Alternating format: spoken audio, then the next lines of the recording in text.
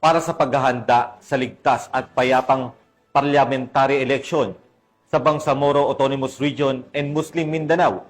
Malawakang checkpoint operation ang isinagawa ng Kidalpawan City Police Station. Ang balitang ito ay hatid ni Patrolwoman Brailyn Jean Cabonilas.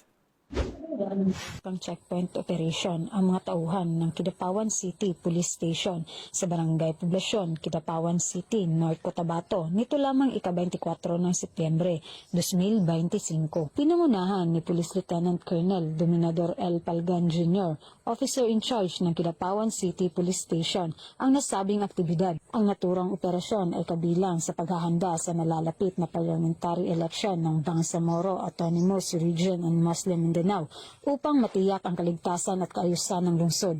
Layunin ng nasabing checkpoint na masiguro ang kaligtasan at seguridad ng mamamayan sa anumang kriminalidad.